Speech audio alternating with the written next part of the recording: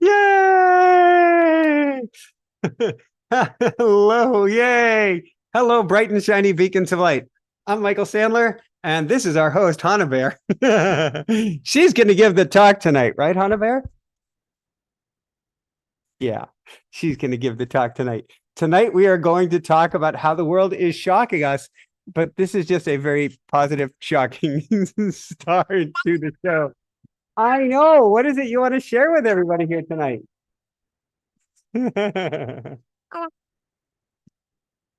Yeah, is that so? So you've got all these people in the chat. If I can show you that, who are wanting to say hi to you. They are, I know. And we're going to talk tonight about the shift that's coming. We're going to talk about all the positive goodness in the world. We're going to talk about eating microphones.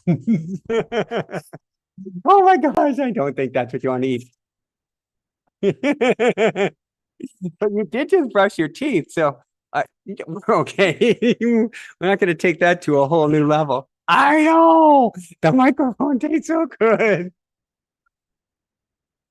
Yeah, yeah, yeah, yeah. I know. So for everyone out there, we are going to talk tonight about the shift. We're going to talk about stuff that will shock you. Yeah, about the shift. Um, there was a point that I'm. Oh, thank you. Oh, oh, thank you.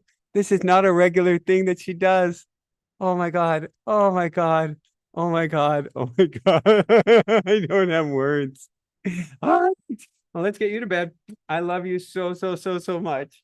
Here we go. Oh, I, I'm speechless. So if you thought you were going to get a dark show tonight, gloom and doom, that just ain't happening. Oh, oh, oh. Oh my God. All right. Well, how do you go into shock?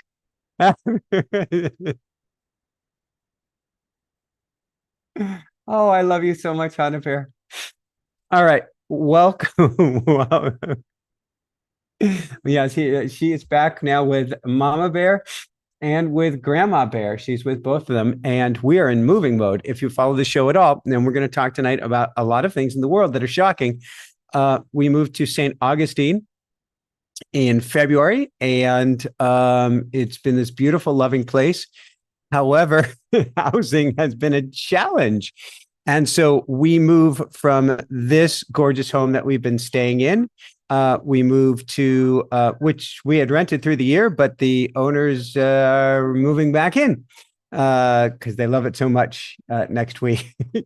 So we moved to a 4-day home at the end of this week, and then we moved to a 2-month home where we hopefully will purchase a forever home or find a longer term home after this. And that's just a little bit part of our shocking journey. And that's actually part of the journey that I want to share with you about tonight is not about our our shocking journey of going from place to place to place, but what we're all facing at this time.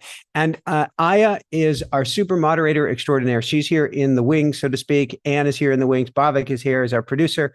But they wanted us to mention that we just broke 300,000 subscribers in the last couple of days. So thank you. And how does it get any better than this?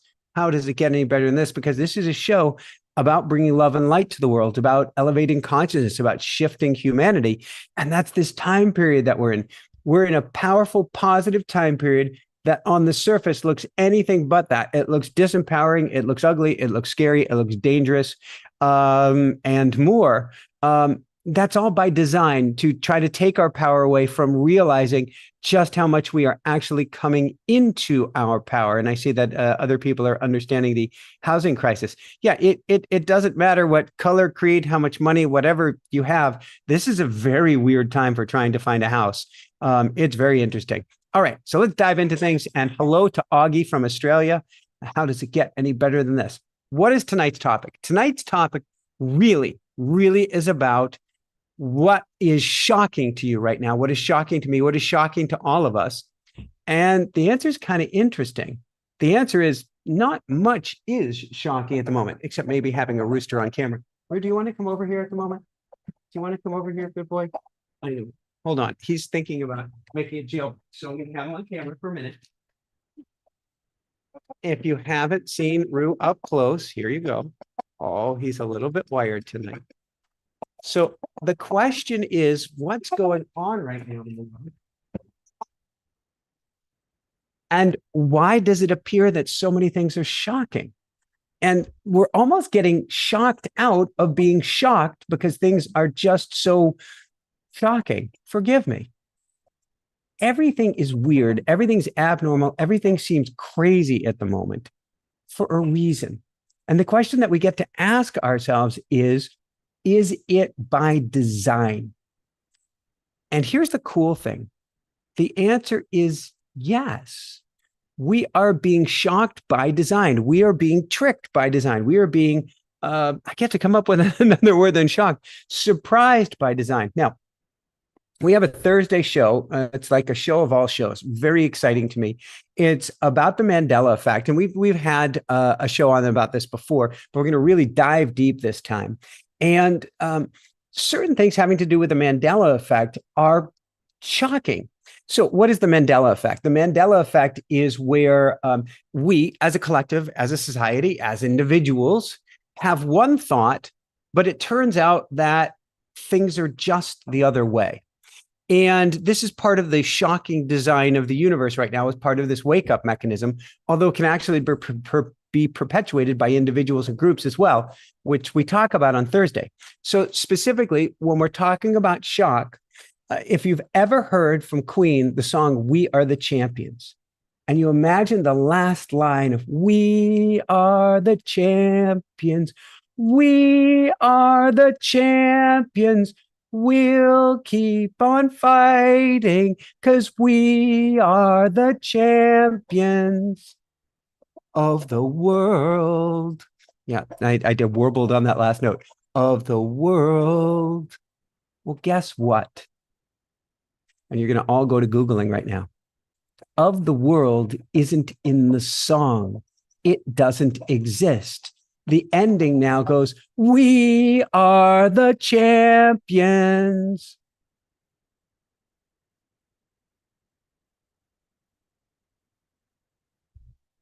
The line was erased from the song, from the concerts, from the videos, from everywhere but our memory. And if you don't find that shocking, it's just plain craziness.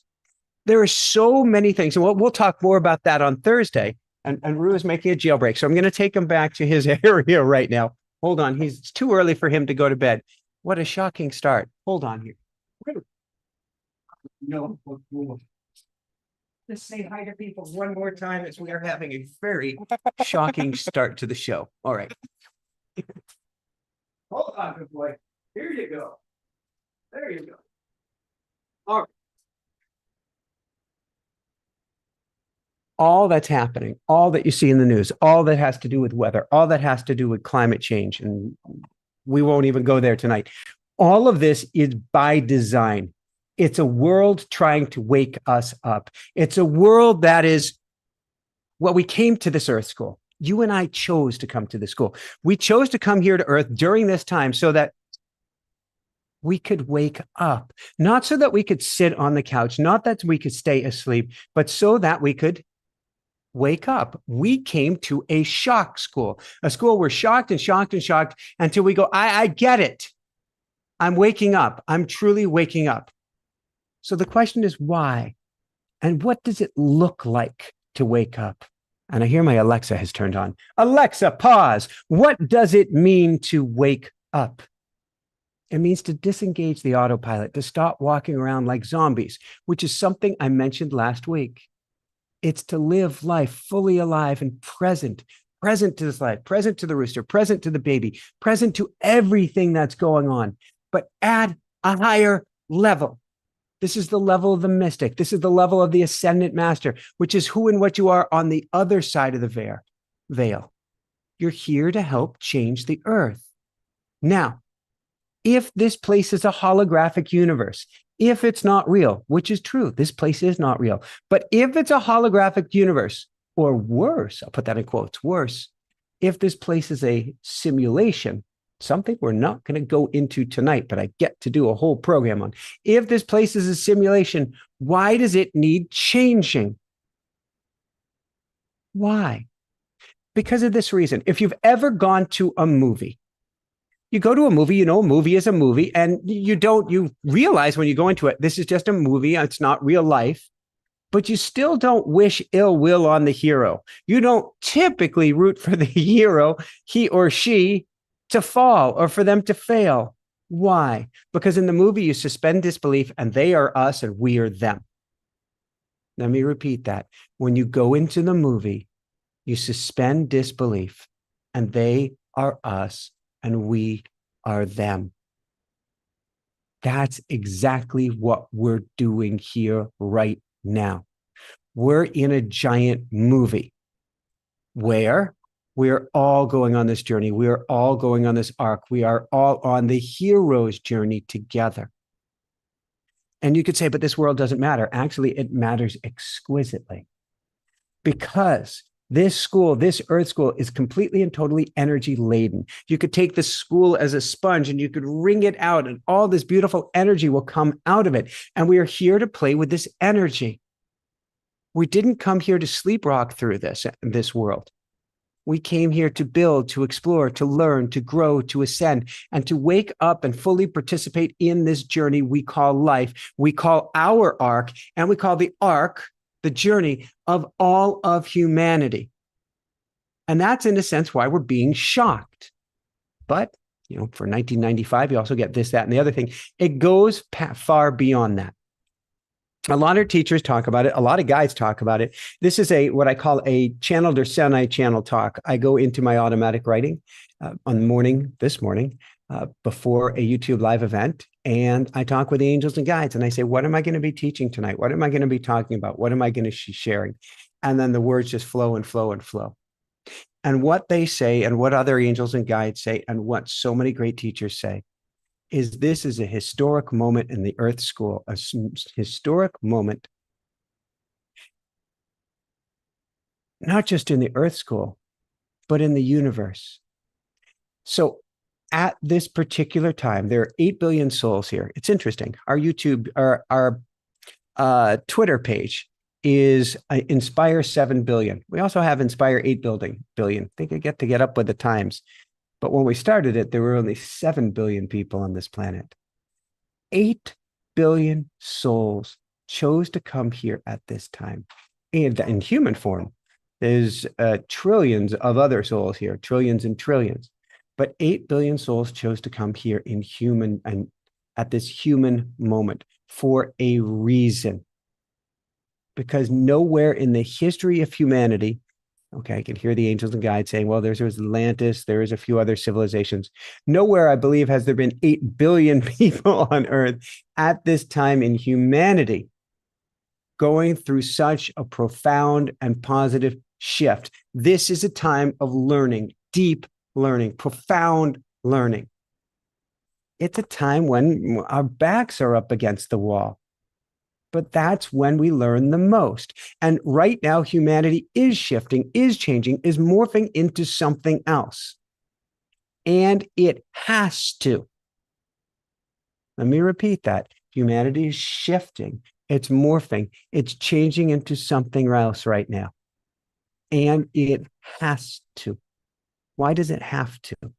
Well, you can turn on the news, you can look on the Weather Channel, you can walk outside, and you'll see that everything is completely and totally unsustainable. All we need to do is look at the climate, look at the heat, look at the fires, look at the droughts, look at the floods, and on and on and on and on it goes. And it's early in hurricane season. Oh, booga. Depending on where you are in the Pacific, you've been getting it. These are not sustainable times by design. So Humanity will shift during this time. We're in the middle of this shift. You can see it. This has happened to species after species after species on countless Earth-like planets. And not all of them made it through. And humanity has come close to blowing herself up a couple of times in the written or unwritten record, at least a couple of times as well. So we're lucky humanity is still here. But what I'm told is humanity is a very different, or is a bit different of a species. She's very awake, she's very aware, she's very sentient, and we can feel that. But she's trapped in a very powerful, heavy duality of a body. A struggle, a battle, a war is going on to keep humanity from ascending. And this tug and war is all powerful, and we can feel it. In fact, I know you're energetically sensitive, or you wouldn't be watching me here this evening. And if you weren't energetically sensitive, you certainly wouldn't have hung in there through Baby Hana, and certainly not through Rue as well. But this time is a tug of war of all wars of energy. And it's very special and significant on humanity, or on planet Earth, which is why 8 billion of us decided to come here during this time. This tug of war isn't just all powerful. It's what can lead us to our greatest gains. Also, of course, it could lead us to our greatest sense of loss and greatest sense of pain if we don't make it through. However, losses, that doesn't mean losses in the sense of we die forever, we're eternal, but losses in the sense of a lost opportunity to ascend, to evolve, to grow. And that's what makes this holodeck beautiful, is the potentiality for growth, the potentiality for us to become something at a much higher level. So, crystal ball, will humanity make it through? Oh yeah, I am firmly, fully convinced of it. We'll absolutely make it through. The question is, will it be the easy way or the hard way? Will it be fast and furious, or will it be out of love? Will it be the painful, tortured one with more casualties because it's done out of fear? Or will it be coming from a higher level? And that's where you come in. And you are very, very, very, very special. For just by watching this, you may never have heard this before, just by watching this, you're a warrior of love. What's a warrior of love? It's someone who lives above the noise, who lives above the story. It's the person who is fully awake and aware of what's going on. And that's where the power of shock comes in.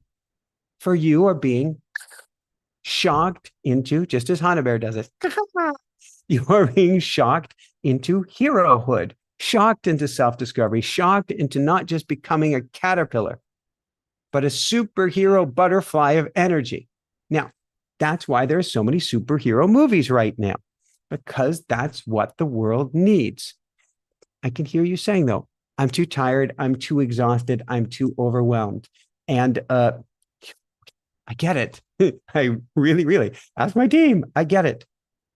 However, and yes, the universe keeps providing us. If we don't think we're doing enough with move after move after move after move after move, if you're such a great teacher, I'm just like you, we're all the same, but if you're such a great teacher, then why aren't you a stable place? Well, we had Hana Bear, and we had Hana Bear health concerns, and that kept us moving for several years. And now that we feel like that's behind us, we get to settle down. But guess what? We went from COVID to housing crisis. Here we are. It's all part of this magical journey. That's your backstory.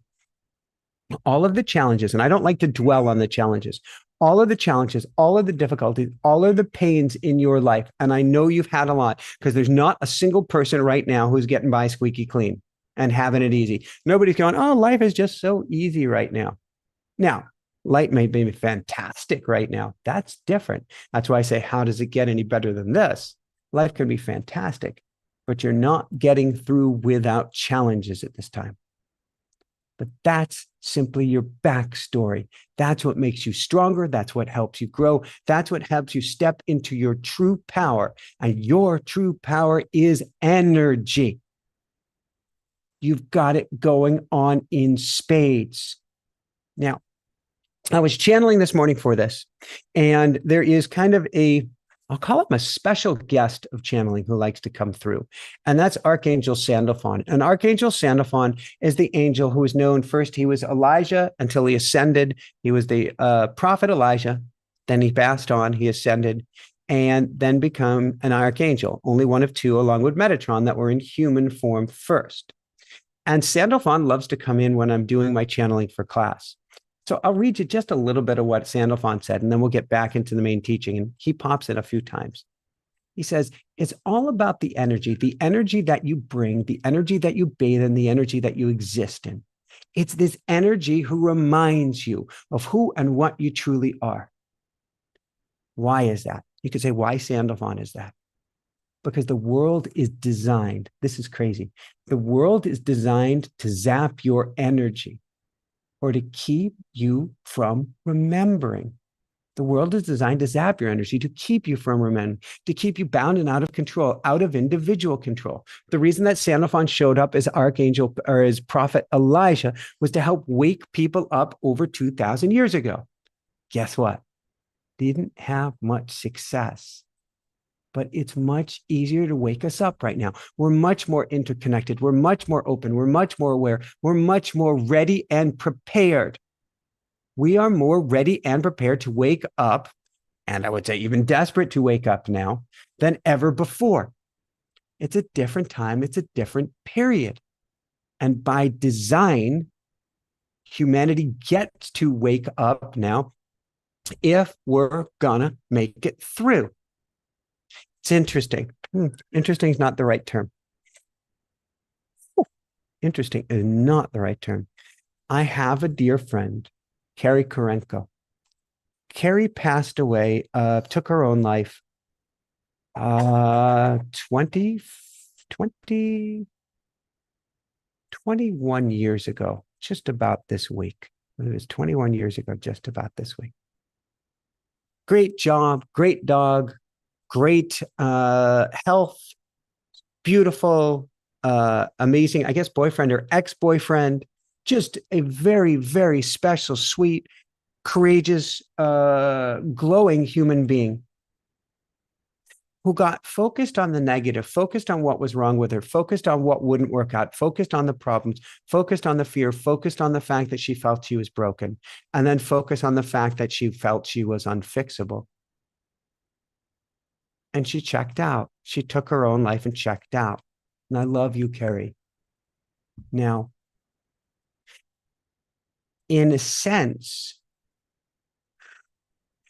it's almost a part of what humanity is going through right now. We're playing a game of brinkmanship. We're playing a game of taking it to the edge. Why? We don't believe in ourselves. We don't love ourselves. And we keep dwelling on the negative. That's what's going on right now. In a sleepwalking state, humanity is taking herself to the edge because she keeps dwelling on the negative and dwelling on it and dwelling on it and dwelling on it and dwelling on it. Now, the universe wants humanity to make it through, doesn't want humanity dwelling on these negative thoughts. Look at the news, look at the movies, look at the anything, and you'll see what I mean. It's a doom scroller's paradise gone mad. But the universe wants to help make it through for us. And so shocks us to wake us up. Now, the reverse is true as well. There is this energy of humanity that wants to keep us down, that wants to keep us under control, that wants to keep us sleepwalking. You can actually see this. If you see a political bombshell of a story where you go, oh my God, X, Y, or Z is going to happen to X, Y, or Z, and that means we're all going to be free. The war is going to end. This person's going to be in office. This person's going to be out of office. This is going to take place. This wonderful thing is going to happen. Anything of that. And then all of a sudden, there'll be the craziest story about a scandal. Typically, it's a scandal. About a clothing failure, who knows what. That will suddenly completely take you off track. That's actually a shock. We'll call that an anti-shock, to keep you in line, to keep you from waking up, to keep you from, dare I say it, free thinking. If you are given the thought, focus on, I go back to Janet Jackson, decades ago now, in a clothing failure. If you're supposed to focus on that, or if you're supposed to focus on any crazy story. I know nothing about what's going on in the White House. I don't pretend to know what's going on in politics. But if I see a story about cocaine in the White House, hello, I say, oh, wow, somebody's diverting attention. I don't know if it's the good guys. I don't know if it's the bad guys. We're all one. I don't know who it is. But these diversions are to distract us and keep us from waking up. Silly stories like that are meant to keep us from waking up and to keep us back in the sleepwalking state. What we want is instead, we'll call that the anti-shock.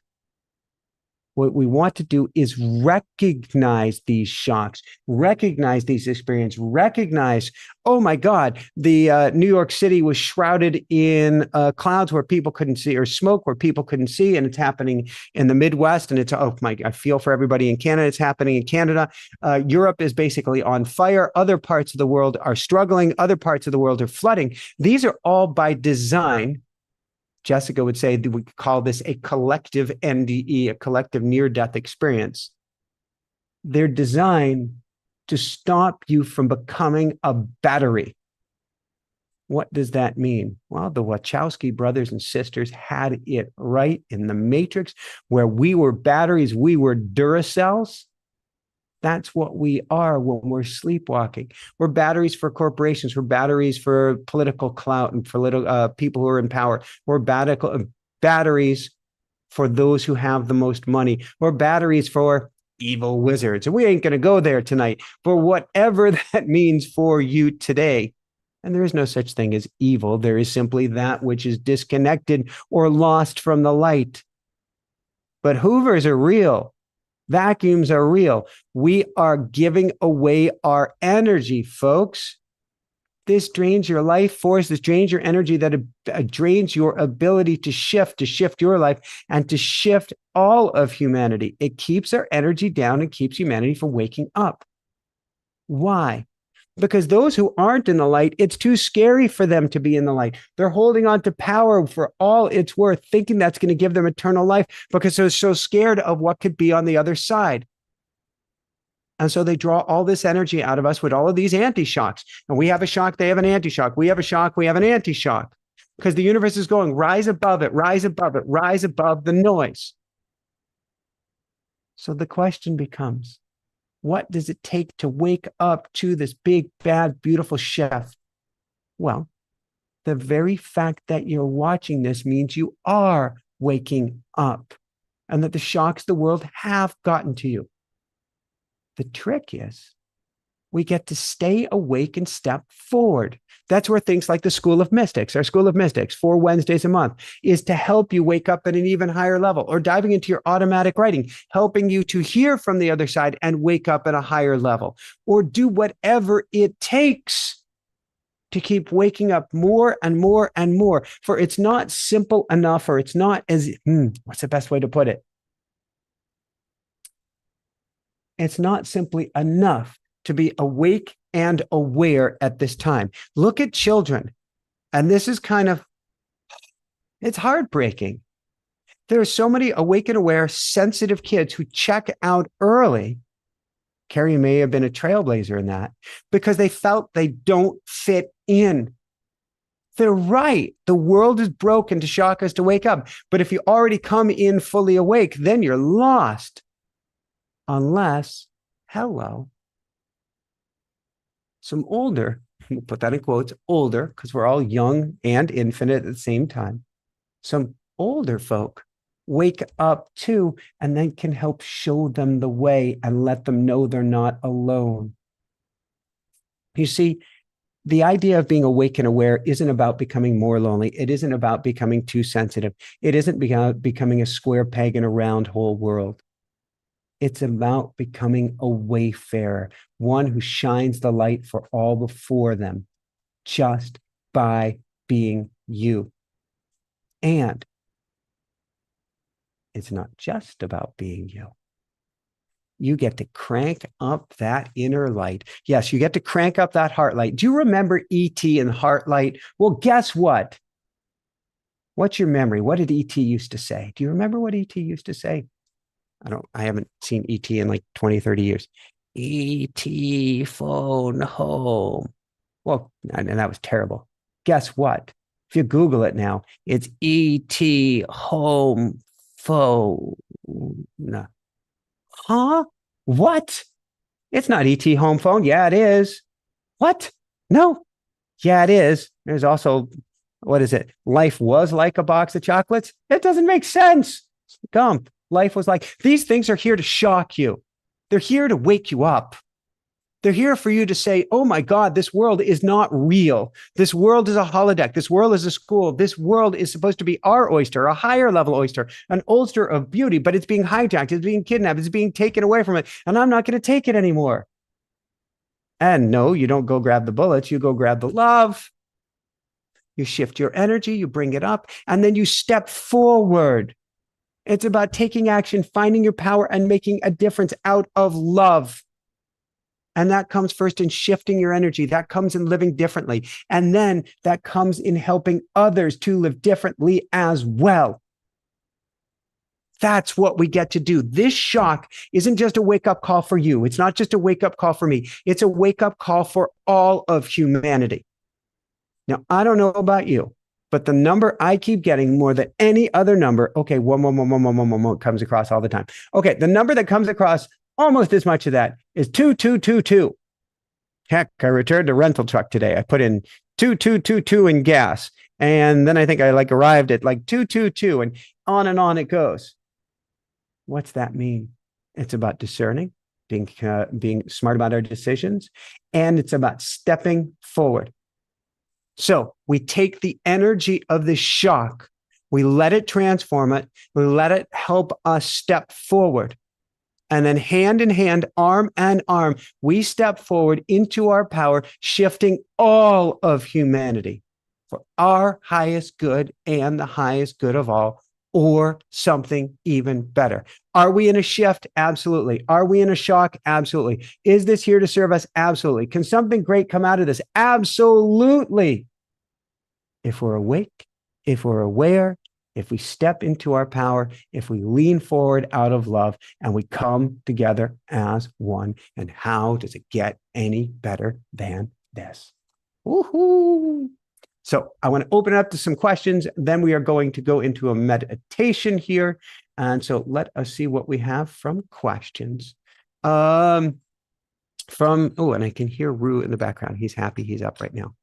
Are there blocks or fears that need assistance from others to clear? From Soul Puppy 87. Soul Puppy 87. If you learn different techniques, every single wound and block, we are capable of clearing ourselves. However, it is always much easier to clear things with the assistance of someone else. So that's why I do clearings every third Wednesday for our School of Mystics. I do clearings because we harness the energy of the group and it makes it much easier to clear. So I'm a kitchen sink kind of guy, Soul Puppy. I would write about it. I do automatic writing about it. I would do emotion code, Dr. Bradley Nelson's Genius Emotion Code about it. I would do our School of Mystics clearings about it. I would do EFT tapping about it. Whatever feels good to you, or all of the above. And you go, well, isn't it just once and done? Nah, we're like onions. There is layer after layer after layer that get to be cleared. But you can do this. You can clear it. And understand, for everyone here, your wounds and your blocks, they're not here to, I don't even think I need these on right now. Your wounds and blocks aren't here to harm you on your path, to slow you on your path. They're actually little accelerators, sort of like taking a brick in Back to the Future and throwing it in the locomotive and it goes, and then it goes faster and faster. Our wounds and blocks are actually energy building up here to serve us. It helps to clear that, get that energy moving again. But understand, even while we're blocked and that energy is building up, that is steering and guidance on its own. So really, if you take one thing away from tonight for everyone, all of it is designed, and that's what shock is. Shock is a burst of energy. We label it a shock, but it's a burst of energy. And those blocks are building up tremendous bursts of energy that as you become more awake and aware, you can actually open the floodgates and allow them to carry you forward. Melvin Valdez, do I think we're in the rapture right now? I am not too familiar with the rapture. I definitely get to read my Bible again. That'll be a while. Who was it? There was a New Thought thinker. Oh my God, who was it? Joseph Campbell? No, who did an amazing job with Bible. I need to read more of Melvin. So I cannot give you a very good answer except to say intuitively yes. And I apologize that that's the best that I can do. Stardust 29. Is the shift up to the awakened ones? What about those people who aren't quite awake yet? Will they be left behind in the shift? What we need to do to evolve here on the planet? Stardust, this is an interesting question that actually gets right back into biblical thinking, which is, if we don't believe in something like Jesus, will we make it through? And that's where the parallel starts and ends, because you don't have to believe in anyone or anything to make it through. However, as a collective, it does appear, and I've heard this from so many people, I've gotten this out of my automatic writing as well, it does appear that there's certainly a critical mass that has to be achieved for all of us to shift. Does any one person, if they don't shift, are they going to be hurt or harmed? No. Are they going to have to get their lessons? Not in a karmic way, but they're going to get to learn on their own path, on their own way. Will they come back time and time into time till they learn things? It's a choice. That's one of the hardest things to understand, is it is a choice to come here in this earth school. I never would have chosen this. Actually, yeah, we did choose this right now for our highest good and the highest good of all. The biggest thing is, though, the more that we help you and I to shift and everybody around us to shift, the more that, how's the expression go? Rising tides raise all ships. Stardust, the more that we rise up, the more that we help everyone.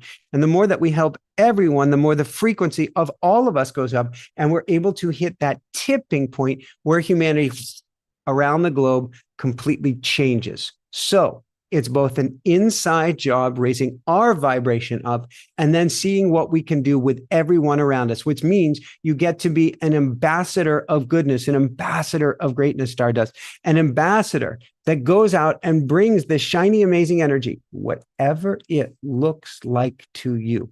Now, I've noticed I've been going fast tonight. I think that has to do with this big move taking place right now. But Stardust 29. You bring your energy, your beautiful, wonderful, magical energy, whatever that looks like to you. You bring that with you. That will shift lives. So, brilliant tie-in to Miss Patty. If my energy is low, will I miss out on the shift? No, we're all going on this ride together. The question is, will we get through it the easy way or the hard way? And this isn't a fear-based game. It's simply of, let's raise our internal energy to the max. So Miss Patty, if your energy is low, you're not going to miss out on anything. You're not out of alignment as much as you think. But Miss Patty, we get to look for what does bring you joy. And we get to focus on that with everything we've got. Miss Patty, your job is to get in alignment with joy. That's why you're here tonight. And to, as much as possible, only imbibe or ingest the good stuff. Only eat foods that bring your vibration up. Only drink drinks. I'll have a sip of water that bring your vibration up.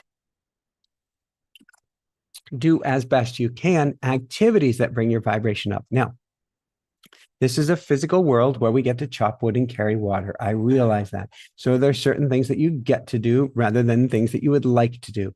But even there, go to a place of gratitude, go to a place of love, look for what is positive in the experience or the outcome, and that too will help raise your vibration up.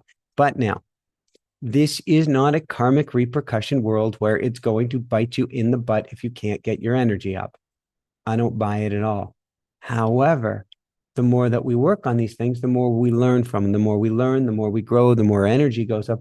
And more than that, the more the energy of everyone goes up. So Miss Patty, I support you. I support you. I support you. I support you. And I'm guessing there are people on the side in the School of Mystics who are saying, come join the School of Mystics and we will help bring your energy up, up, up, and even higher up. Ari, this is the most brilliant question of the evening. How do we tell our families who are religious and don't believe in this? We don't. Or if we do, we tell them ever, ever so gently. Why? Your actions, Ari, your actions are how much you've shifted, how much you will continue to shift, how much you are glowing, how much you will continue to glow. That is what changes people the most. That gets people asking, well, what are they doing? When families aren't ready, when loved ones aren't ready, there is very little we can do or really should do other than love them up with everything they've got, with everything you've got. That's your job. Unconditional love, total and complete unconditional love. They'll get it when they get it. And that's okay because everybody is on their own journey. However, by living by example and leading by example, they're more likely to come along for the ride. And this isn't a binary game. That's where it gets interesting. It's not a game of zeros and ones. It's a game where percentage matters. And because what we're talking about is frequency at the end of the day. What we're talking about is raising humanity up from a very low level frequency, up, up, up, up, until humanity shifts up here. Well, guess what? There's an infinite number of steps. I've really got to work on my singing skills. Do, re, mi, fa, sol, la, ti, do. And that can be broken down into scales, and that can be broken down, that can be broken down. There's an infinite number of steps, but guess what? If you help someone move even just one tiny rung up the ladder, it changes the song, the frequency, the vibration, and the harmony for all of humanity. Have them shift even one tiny little bit, and it changes the frequency for all of humanity. So every little bit matters. From E. Anamu, how do we find our life purpose, Dharma? Well, the way that I like to do it is first see what's pulling on my heart. That is a massive, massive clue. Secondly, go quiet. Third, ask. Ask in meditation, ask in automatic writing, ask before you go to sleep at night, ask when you go for walks, ask when you go to the trees, but do not ask out of, there's no do nots. You can ask this way.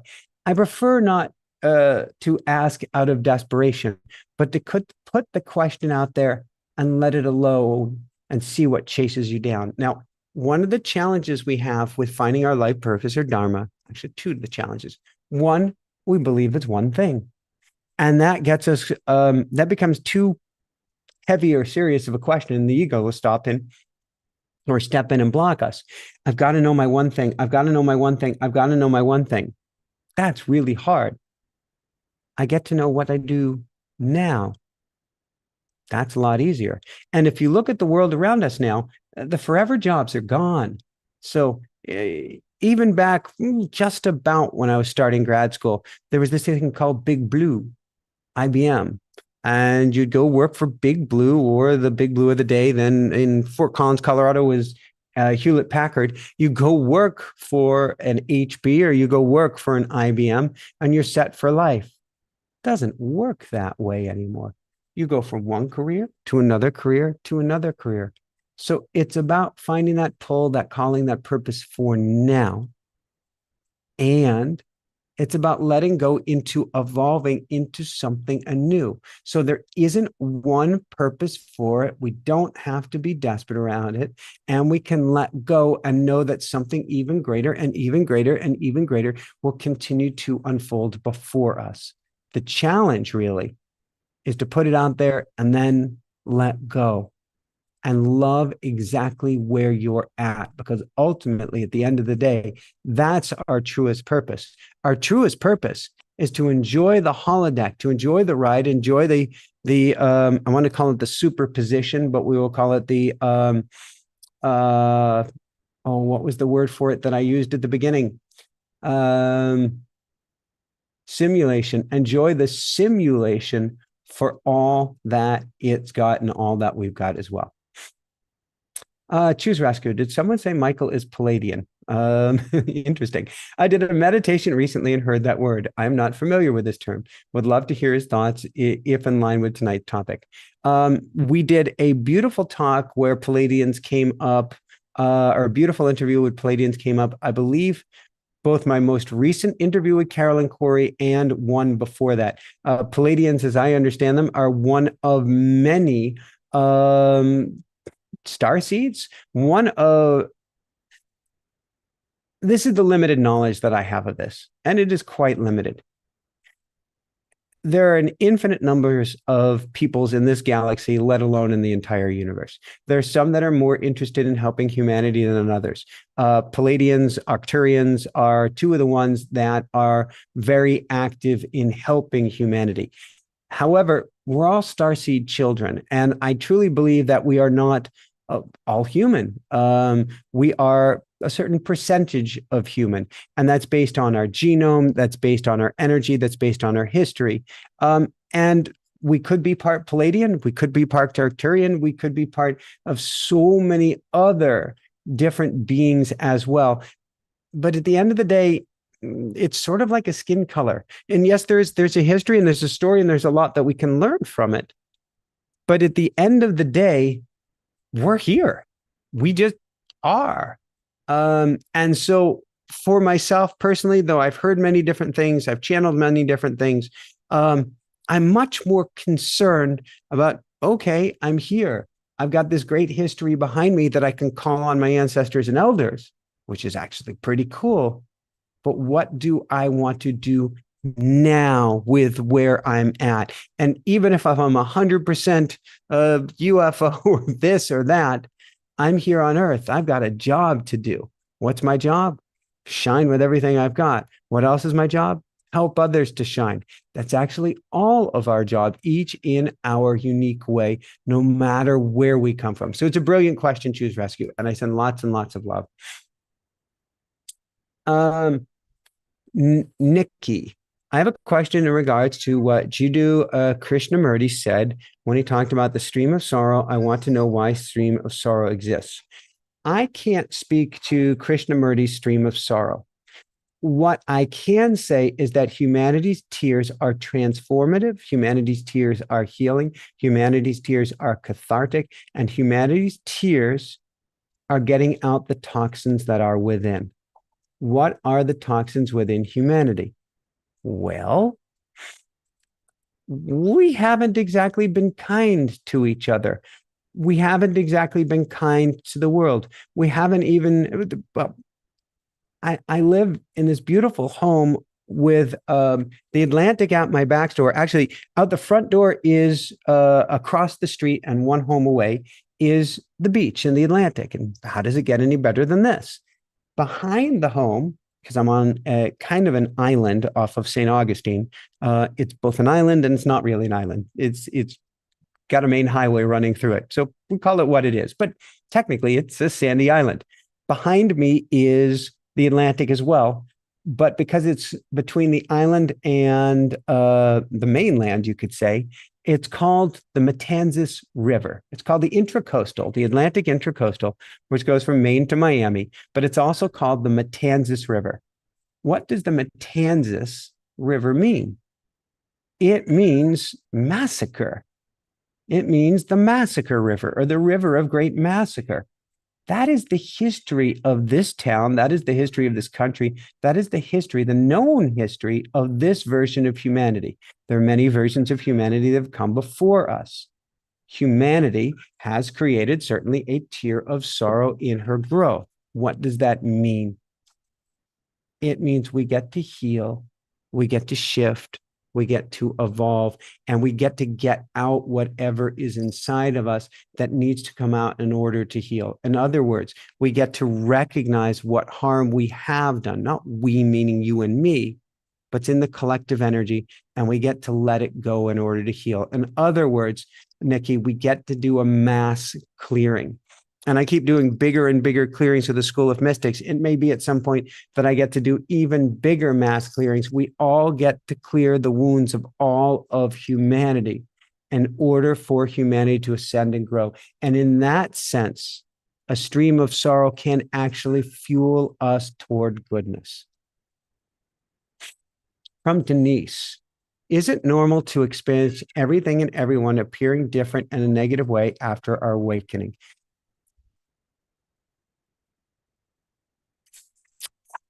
So Denise, so what happens when I go like this is I'm having a little internal discussion going on, and I'm going, do I go there? Do I not go there? And then I hear the answer coming from spirit. That's why I call this a channeled discussion. And yes, you get to go there. So I've had two near-death experiences. I've known a lot of people who've had similar experiences, and you don't need a near-death experience to have an awakening, but they're the shock that may wake you up. And the best way that I can describe it after such an experience is for a certain period of time, you're living in kumbaya. Life is good. Life is great. Woohoo. And then you come back down to earth and it's a WTF moment, Denise.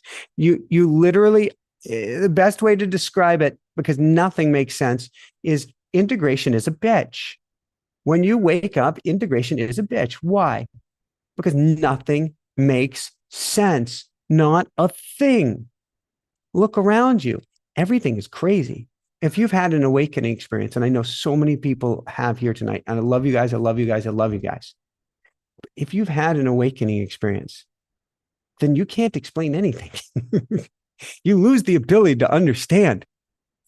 Why are they doing this? What is going on? What are they, whoever they is, thinking?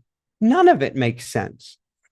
And so temporarily or longer after an awakening experience, if you don't remember that this is about the higher growth of all, you do start to see it through a very negative lens, and your ego starts to go completely awry until you realize that it's all a holographic setup.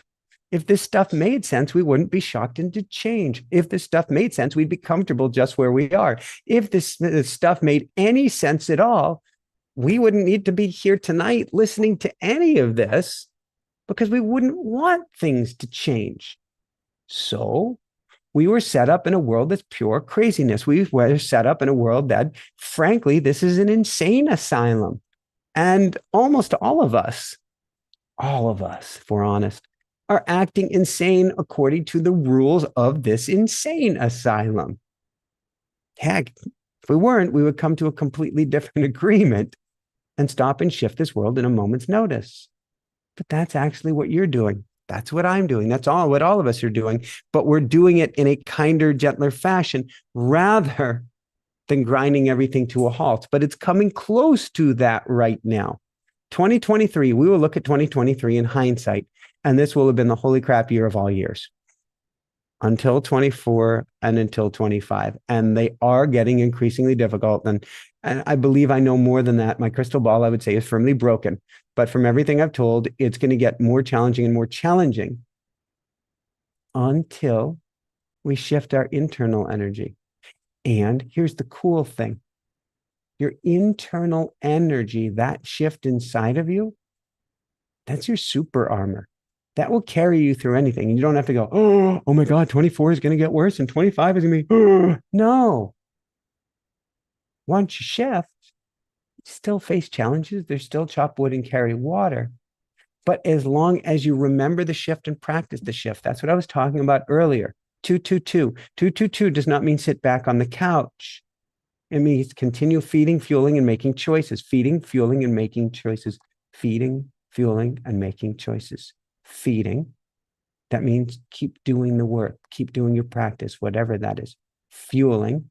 Keep lighting up your heart light. Do what brings you greatest joy. Do what brings you into greatest alignment. Do what lights you up. Feeding, fueling, and making choices. How can I step forward? How can I help others? What is it I get to do while I'm here? That's how we shift, and that's how we overcome whatever is coming our way, which is truly for our highest good and the highest good of all. Fawn, can you explain the making it through? Where do those go who don't make it through go? Well, when I'm talking about making it through, Fawn, what I'm talking about is all of humanity making it through the shift. And there could be, well, it's interesting. We had Lee Harris on a couple of days ago. If you haven't seen that interview, you have to. You get to. And he channels guides called the Z's. And the Z's said that when humanity makes this shift, it's a matter of how many will make it through while still in human form, meaning some will pass on and some will not. Uh, I'm not quite as dire as that, but in a sense, it's true. Right now, in many parts of the world, there's a global heat wave, and that is a terrible, culling. God, what an awful term! Sort of like COVID. It knocks out a certain percentage of the population and sends them home. Home. I'll put it early. Of course, it may have been their time and their life path, and they may have chosen part of this on the other side. Um, but that does happen. And so when we talk about making it through, it could be that less of humanity is here when humanity ascends. I don't know if that's the case. I'm hearing that is the case. And I'm hearing that it depends on individual choices and choices of the collective. And one of these days, I'll start into direct channeling rather than giving it to you secondhand. But I'm not bold enough to go there yet. Um,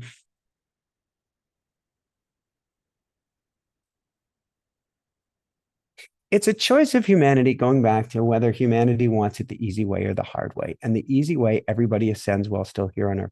The hard way, there's a lot of pain, struggle, heartache, strife, and grief because a lot of people have checked out early and we wish they were still here. Now, the bigger picture, though, is that you and I are invincible. We're invincible. I'd hate to say it, but if you killed me today, cancel, clear, release, I'm still alive. I'm just not playing the human story, at least until I choose to come back again. But there is life after life after life after life. We're infinite beings having a mortal story. Why?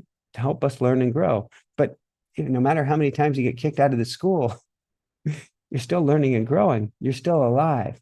So where do people go who don't make it through?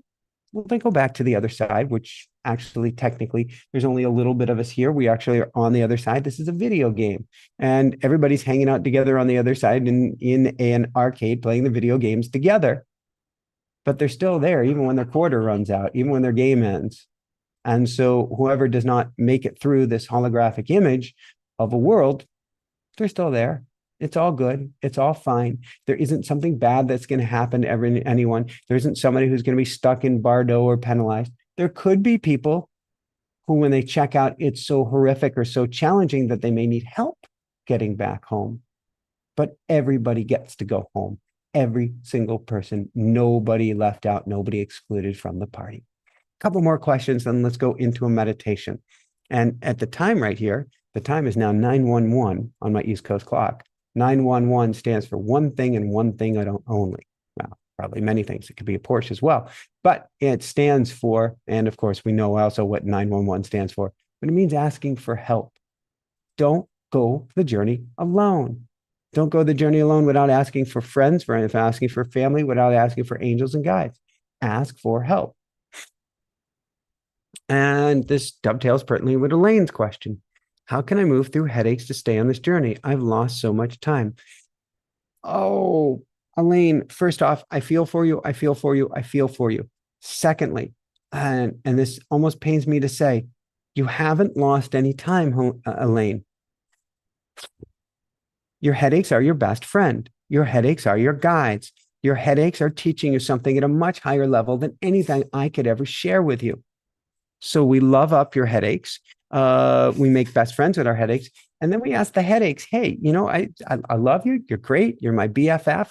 Do you mind giving me some space? Do you mind giving me some distance? Do you mind sending me to just the right person so that I can send you home for now? And then I would kitchen sink it, Elaine, in your clearest moment. Get as much help as you can on this possible.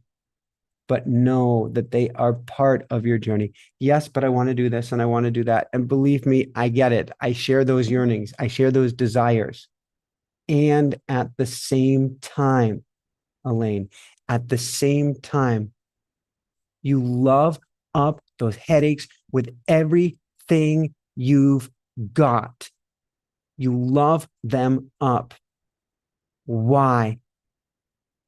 There is no greater teacher in the world, Elaine. Why? And I hear my team has just informed me. So I'm not looking at the chat right now. I'll look in a little bit. If I look at the chat right now, what happens? Well, I lose my connection here sometimes. And I don't want to lose this connection. But I hear, oh, I should go to the chat, that there are 1,500 people here right now, 1,500 beautiful souls, 1,500 of us together, locked arm in arm, raising our vibration up together. And how does it get any better than this? That's pretty awesome. So going back to Elaine. Elaine, when you have a headache, and we've all experienced headaches, when you have a headache, what's happening? I'll let you know a little bit of it. You can't think. It hurts too much. You may even have colors. You may have even have, oh God, the stuff that can come with a headache is tremendous. But what you can't do is think. And so if we ask the headache, why are you here? What are you here to share with me? What are you here to tell me?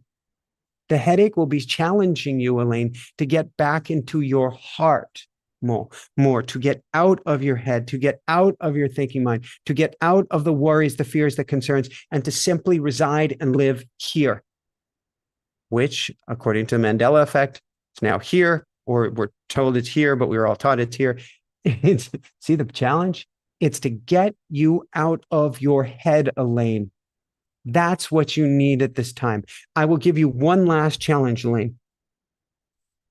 When you go to bed, because as I saw the chat fly by here, somebody was saying 444, and I didn't even catch what 444, what the discussion was, but 444 to me means your angels are by your side.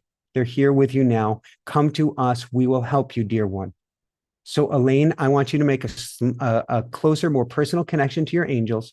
And I want you to ask your angels, you probably already do, for help when you have headaches. And when you go to sleep at night, Elaine, ask the angels to start giving you a clear vision of why these headaches are here and how you can grow your own angel wings here on earth to fly above your headaches. That's what I want you to do. I'm jumping off topic here to go to to go to Tues' question, who's just flying by here on the chat room. She asked, "What is a hero's journey? What does it mean? Don't just say Joseph Campbell. What is a hero? What is the relationship to self-image or persona or atma or ego?"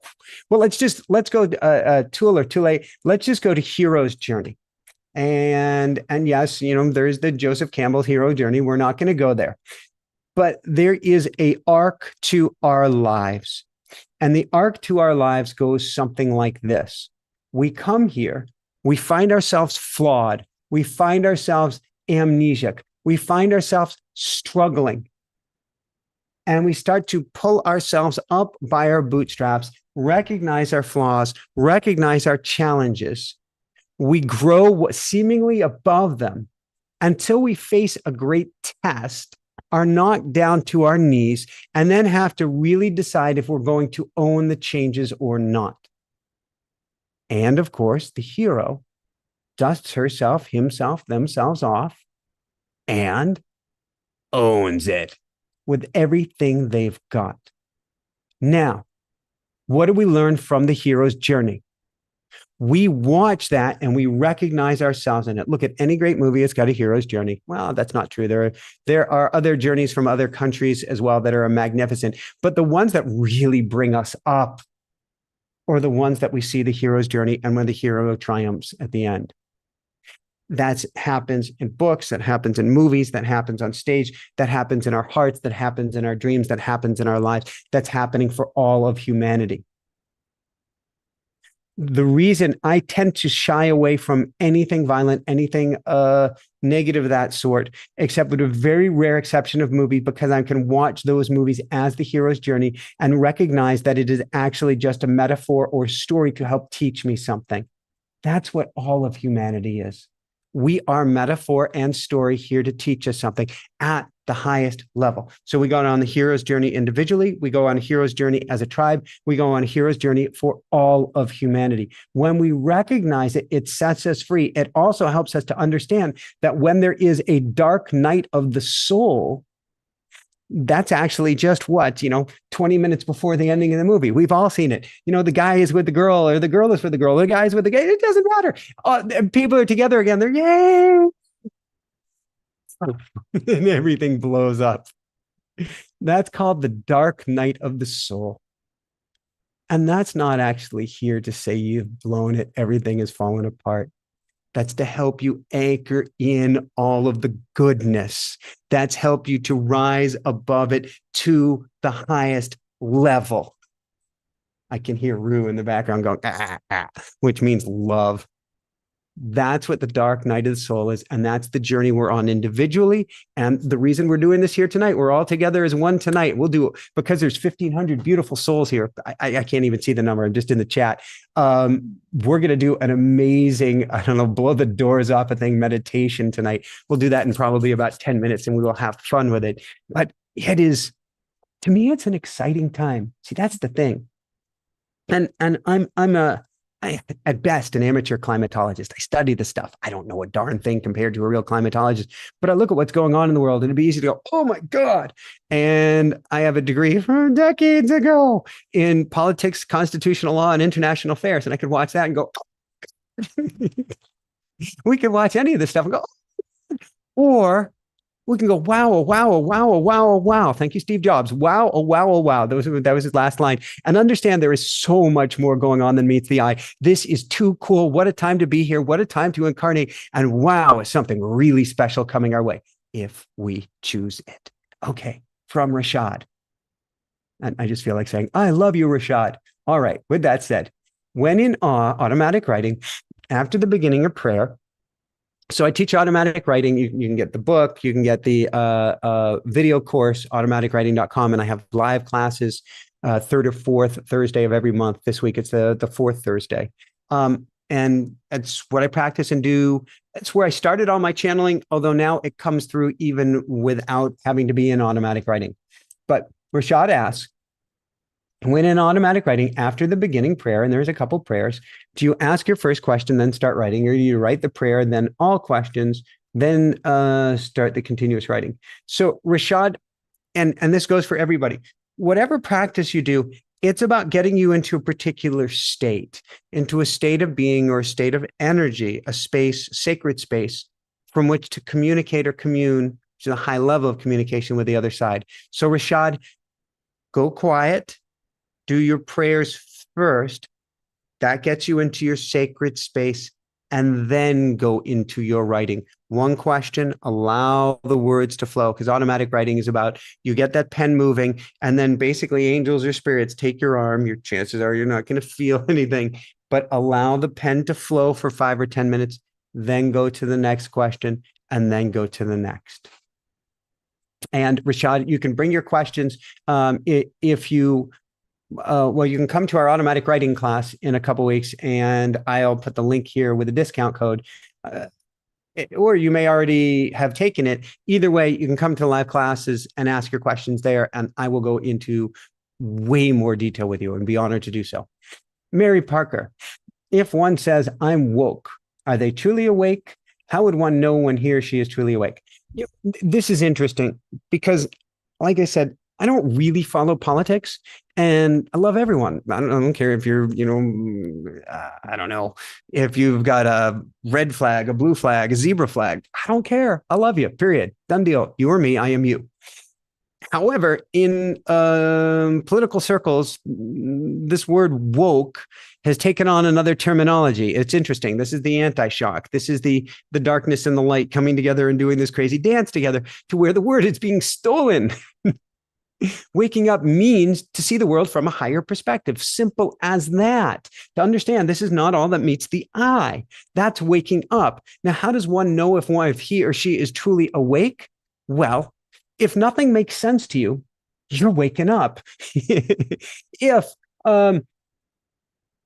you feel incredibly sensitive to everything going on around you, You're waking up. If you feel you have to do something, but you don't want to go and grab arms to do something about it, but instead want to come from a place of love, even if you really just want to hide under a table, you're waking up. If you have so much kindness and compassion in your heart that gets stolen and sucked away by every vampire out there, and so you just want to hide again under the table, you're waking up. All of these things are signs of waking up. There is no one place where we are fully asleep and one place where we are fully awake. It's all a spectrum. And guess what? You can't rank the spectrum, thank God, because this whole human ranking system is insane. Well, I am a level 1. I'm a level 10. So you're not a... Actually, the person who says that they're a level 10 awake is probably the least awake at the bunch. Because the more awake you are, the more you would go, no, it's just love, man. It's just love. So, Mary, A, you're very awake. B, the more that you do this dance, the more that you do the deep dive, the more that you begin to understand, the more that tumblers fall into place, the more awake you become. And you don't have to be any more awake or any less awake to enjoy the journey. It's all an opening up of the heart, cracking open to a higher level, cracking open to an even higher level, feeling tremendous pain, then cracking open to an even higher level, and then to an even higher level still, Mary. Love yourself up exactly where you're at. And if somebody else says they're woke, love them up with everything they've got. And if somebody else says, I'm not woke, love them up with everything that you've got. It's about a journey of love. Plain, done deal, end of story. And I would argue, last note, my last notes always go out the window because then there's a last after last. I've coached a lot of students with getting their PhDs. And here's what I've learned about them is that, and I went through a dissertation, master's level. I was getting a couple master's degrees, a couple of dissertations at once. But here's what I've learned. The more awake and aware you are to your dissertation or to your defense of your dissertation, the less ready you feel. So oftentimes the most awakened among us feel the least so, because you tend to feel things so much and the world at the end of the day makes so little sense. Now, I wouldn't say I'm any more awake or less awake than anyone else, but to me, this world makes perfect and complete and total sense. And, Mary, it's completely and totally insane. We can't even make the right choices if we want to. We can't have a negative carbon impact almost no matter how much we try. Every single thing is by design unsustainable. That's craziness. And everything by design is completely and totally unsustainable to help us to reach a higher level. So the less awake you feel, maybe the more awake you are, Mary. Just it's not seeking. Seeking implies that there's something out there that you have to achieve, you have to get, you have to find. None of us have to be seekers. Just go on the inside and connect and connect and connect. I want to do a dance, a connection dance. There's a movie I was in earlier this year with Bill Bennett called Facing Fear. And I guess there's a poignant line in the movie where I'm dancing in the movie, dancing to fear. This is what it's all about, Mary, is dancing with life no matter where you're at. All right, let's go to Mary Fryer. Ooh. Mary, you always have some beautiful zingers. I love you, Mary. If we don't shift as a collective and all comes to an end, won't we still return to energy? We just lose this opportunity to have had a true spiritual experience. Yes and no, Mary. This is my best interpretation. If we don't shift as a collective and all comes to an end, meaning if humanity doesn't make it, if we drive ourselves off a cliff, won't we all still return to energy? Yeah, absolutely. We'll be fine. We will be fine, Mary. Whether we exist here or not exist here, we will be fine, and we will still be infinite eternal beings, and we won't have karmic repercussions to pay for on the other side, and life will go on. There is life after life. We just lose an opportunity to have a truly spiritual or true spiritual experience. It's not that we lost the opportunity, Mary, because Everything is spiritual. There is nothing that is not spiritual. Everything is an energetic experience. We can change the word spiritual and we can call it energetic. Everything is an energetic experience. Every single thing. It is what, that's a dangerous word. I was going to say what level of an experience. How much do we want to open ourselves to the greatest possible experience? How much do we really want to learn this lifetime?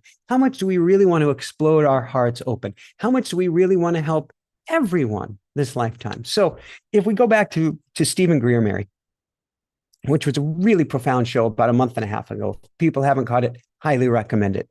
What Stephen talks about is since humanity exploded the human bomb, the human bomb. Oh, there's a slip of the tongue. Since we exploded the hydrogen bomb, what's the better word for it? Extraterrestrial races have gotten very involved in what's going on here on Earth because it has an effect on them, not just an effect on them on wanting to see the human species evolve, but an effect on them as far as scalar waves and travel and injury to time and space is the best way to put it.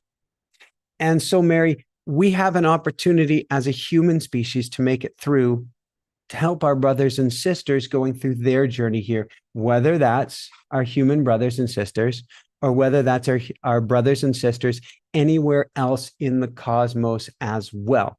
That energy matters. Focusing on others matters. Focusing on people even off of this planet matters. The more that we can put our hearts into what I call co-opetition rather than competition, and the more that we can focus on the 0 point energy of love rather than scarcity, I believe the more it makes a difference for every being on their journey, no matter where they're at, no matter whether they're in humanity or not, anywhere in the cosmos. And that's why it does all matter. Conversely, it's okay. It's okay if we don't make it through. Believe me, with baby Hannah, I want us to make it through. I look at this world and I'm going, all right, we got to do something. We got to do something like today, now, this minute. What can I do? Everything matters. And at the end of the day, we are eternal divine beings in disguise in human form. We're going to be okay. But actually, to me, that frees us up to live at an even higher level, to take more risks, to put ourselves out there, to stop playing it safe. And while I'm not regularly accused of playing it safe, Mary, I do tend to put myself out there. I also like to hermit up like the best of them. I would like to plant myself in one place and say, okay, this is good. This is home. I'll stay here for the rest of my life. Universe ain't letting me do that. It's putting me out there. It's putting all of us out there this time. Mary, you specifically know what I'm talking about.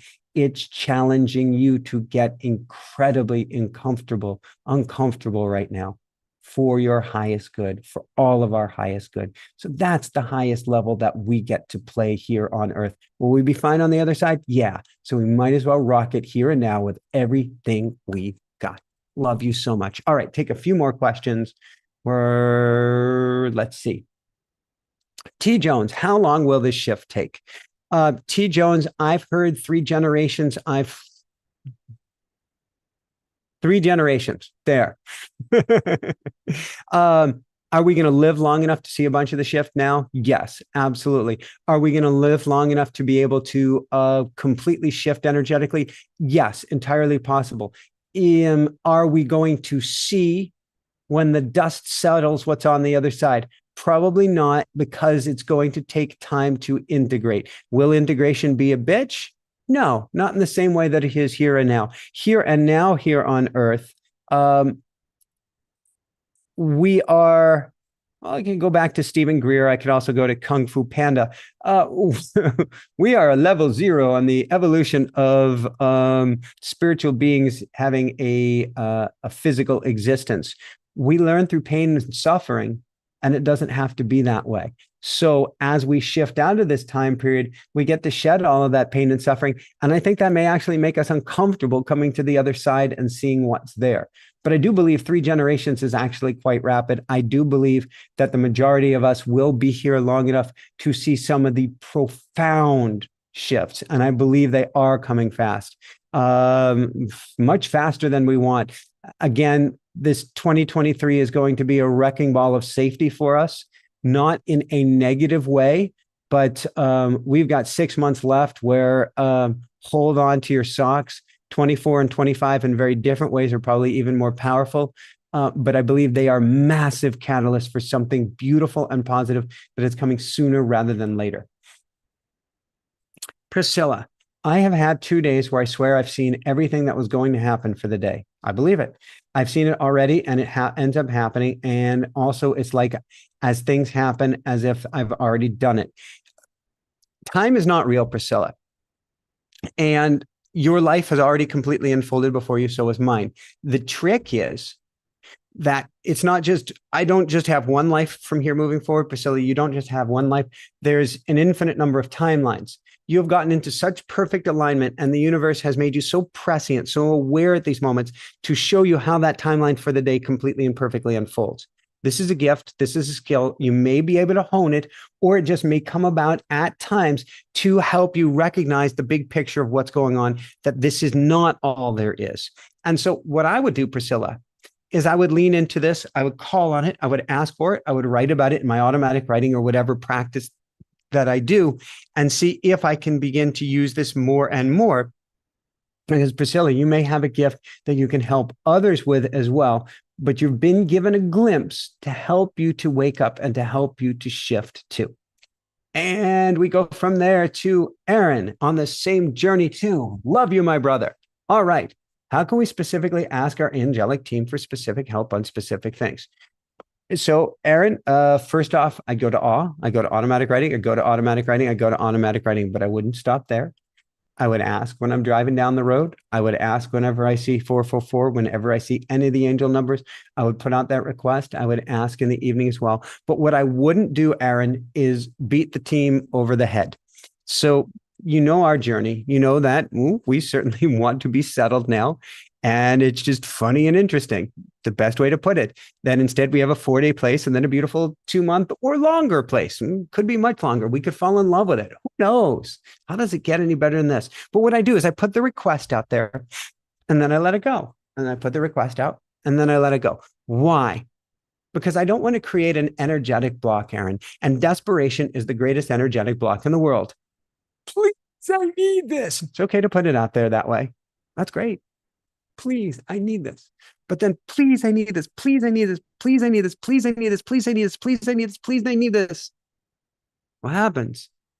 We're so focused on the I need this that we stop being able to hear the answers coming to us and see the answers coming to us.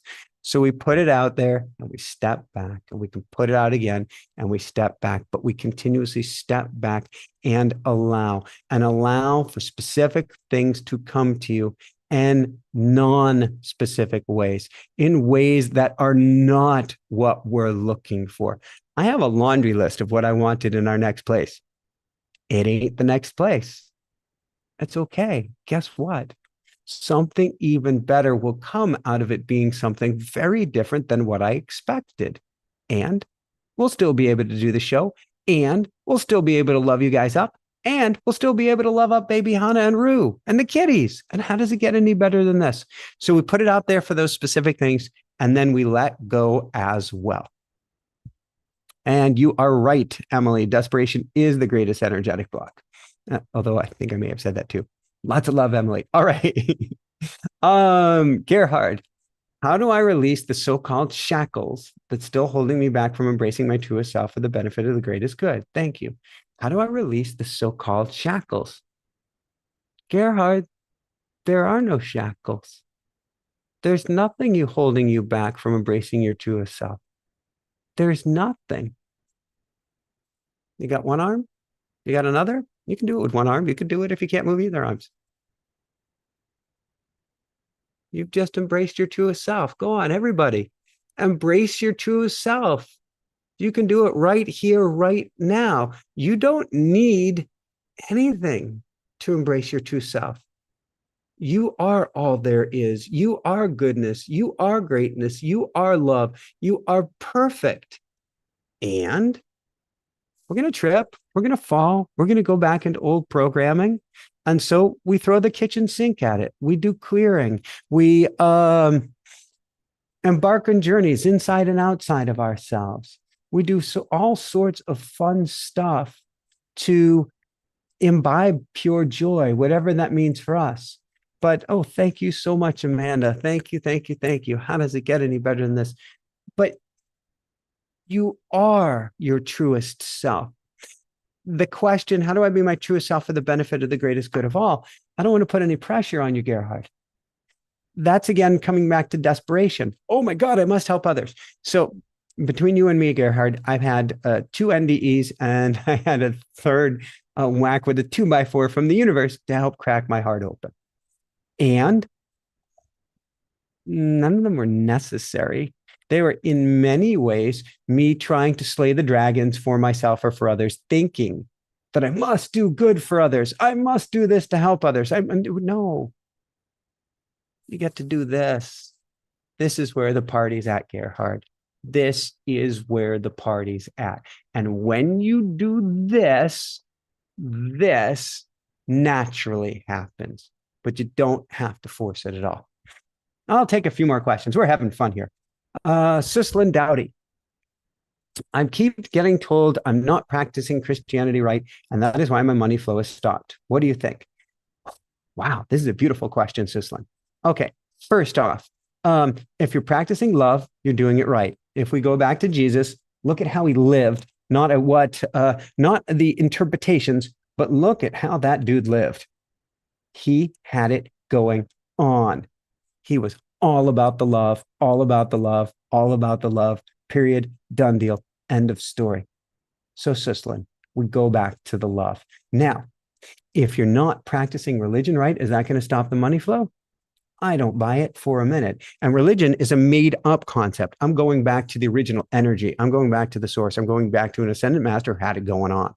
Jesus had it going on. So do we. We're ascendant masters on the other side of the veil.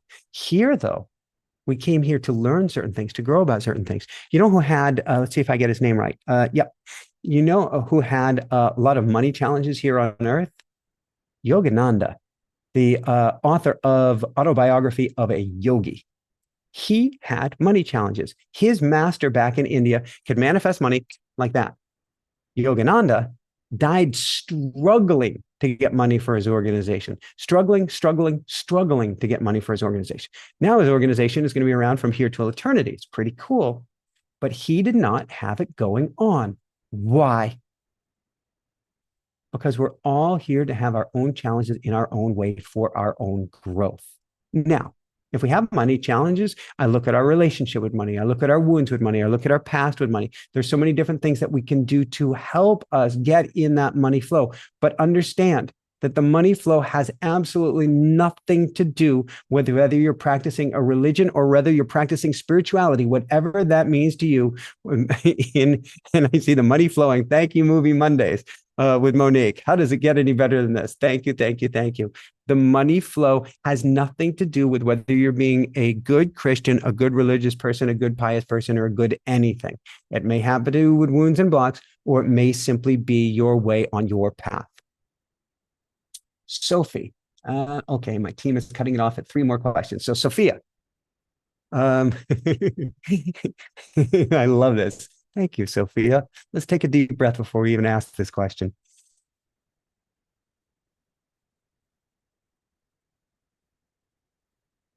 Sophia, can you mention how important it is to breathe, be in the now?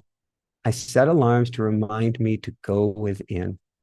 Sophia, this is perfect. Perfect, perfect, perfect. I am a TBUSA athlete. 52 years young. How does it get any better than this? TBUSA athlete for swimming and cycling, combined sport called aquabike. And one of the things that I love about swimming, and I'm not big into swimming in the pool. I do it when I need to, and it's a great sport, but I feel a little like a caged squirrel if I have the Atlantic out my door. So I like to go outside and swim in the largest swimming pool, one of the largest swimming pools in the world. And I like to just focus on the breath and get lost in the breath. And the only way I can describe it, Sophia, is delicious. When you get lost in the breath, life becomes delicious. There's a richness to it. There's a peace to it. My eyes are closed because I'm back in the water swimming, and there's bluish green hue in the water. 1, 2, 3, breathe. 1, 2, 3. Ooh, let's extend it. 4, 5, breathe. 1, 2, 3, 4, 5, 6, 7, breathe. Maybe 1, 2, 3, breathe. When I do that, everything else drops away. Thank you, Noda Donna. Thank you so much. How does it get any better than this? All I'm doing is going to the breath. And at that moment, it sheds everything. And yes, you are perfectly drawn back within, Sophia. And yes, if there was one thing that people can take with them for this evening, it could certainly be just to go to the breath. It sounds cliche, it sounds too easy, but guess what? The best things are found in the easiest ones. We don't have to reinvent the world. We can simply go to the breath. And oh, Don Doom says it's 4:44 in the morning now in Saudi Arabia. Oh, awesome. How does it get any better than this? That would be just breathe. And if you desire, go to your angels and guides. What a perfect time than now. Limitless. Oh, I love you, Limitless. I love you. I mean it. I love you. Moubon. I love you too. I love you. I love you. I love you. What does unconditional love to mean to you, Michael? Wow.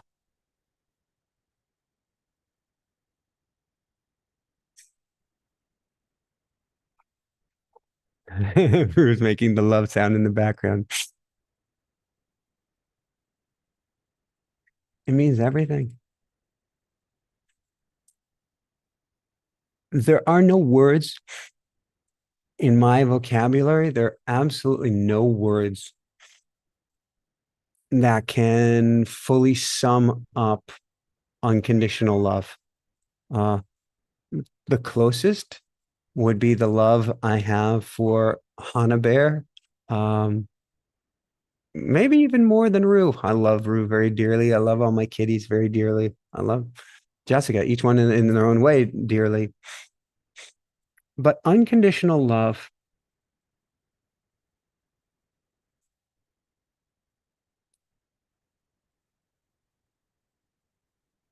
it's a love. If I hold a cell phone, if I'm walking with Rue, and Rue is a proud rooster, and I pull out my cell phone, Rue is not a fan of the cell phone. Can you imagine that? He doesn't see the benefit of me not being with him, but instead being with this little box that I'm holding, the distractor. And he will peck at the phone or he'll peck at me to put the phone down. So let's say, and he's got a good sharp beak, let's say that Rue pecks me because I'm on the phone and not being present with him. Conditional love would be bad bird. Why'd you do that? I don't love you very much right now. Unconditional love would be, I love you so, so, so, so much. Ow, that hurt. No, I don't love that you did that to me. I don't love the action, but I love you so, so, so, so much. Unconditional love is looking at anyone on earth, anyone, anywhere, and saying, oh my God, I don't necessarily like what you just said or what you did or what you stand for or what anything, but I love you so, so, so, so much. Somebody said he picked the magic box. Yes, I love you so, so, so, so much. And there's nothing you can do. You don't say this is a challenge because the Dalai Lama talks about that. I think he talked about his monks who have been locked up and how they were afraid of losing themselves, which meant going to a place of anger or going to a place of judgment. but loving someone up no matter what. Unconditional love is plugging into the fabric of space and time, which is pure love, which is plugging into the anything of everything, which is pure love, which is staying in that beingness of the love, is the love, from the love, for the love, and living from that place. Now, for myself, I'm pretty decent at this. Decent meaning there's a long way for improvement to go. But if I get knocked out, I come back, and I get knocked out and I come back. And I think unconditional love is learning how to do that dance until that transition back to love and back to love and back to love and back to love is so fast. It's almost like electricity flipping positive, negative, positive, negative, positive, negative, and you stay in this perfect place that you can't even, like a flicker of a screen, if it goes fast enough, you can't even tell that your screen is flickering and not a solid moving image. You come back to it so fast, you just stay in that place. And to me, limitless, that's seeking implies that's the goal, but that's my hope, is to stay in that place, because that is a place of perfect connection. That is a place of being home while here on earth. That is a place, limitless, where I am taking the ultimate highest level perspective. I, you, all of us are taking the ultimate highest level perspective to come from that place of unconditional love. And Mary is saying, I do this with our politicians, test my unconditional love. Sometimes I bomb. Mary, what a great exercise then to watch a few minutes in the news and send love, or go out on the streets and just send love to people, or to say, I'm going to take just 5 minutes and be in the place of love. Heck, you can start with 5 seconds, then go to 5 minutes. That is awesome. And Mary, every bit of that love does make a difference. From Pat Mitchell for the last question of the evening. Pat, let's see. I never brought my daughter up to be religious. Unfortunately, now she's not spiritual, but very good and kind. She thinks you die and then there's nothing. Is there a way to enlighten her? Okay, first off, she's very good and kind. That is very spiritual. That is pretty awesome. That is amazing. That is beyond cool. That is beyond greatness. That is beyond awesomeness. And thank you, Ginger Love. Thank you, Ginger Love. Thank you, Ginger Love. Good and kind really is all it's about. Now, she thinks you die and there is nothing. It's okay. She will be fine. She won't just die and there won't just be nothing. I have that confirmed by good sources. And at the same time, the best that you can do is how you live. Can you share? Now, you're a mom. You're guaranteed you're going to share. I know you're going to share. And there's this whole concept. It's not concept. It's real. There's this whole idea that, again, it's not an idea. It's real. It goes beyond twin flames. It is the term that I want to use for it. Quantum entanglement. Thank you, universe. Pat, you and your daughter are quantum entangled. On some level, she knows everything you think. It's scary, but true. Forgive me. She knows everything you think. She experiences everything that you experience. She feels everything that you feel. So quite literally, the more that you dive into your practice, Pat, the more that you change her life.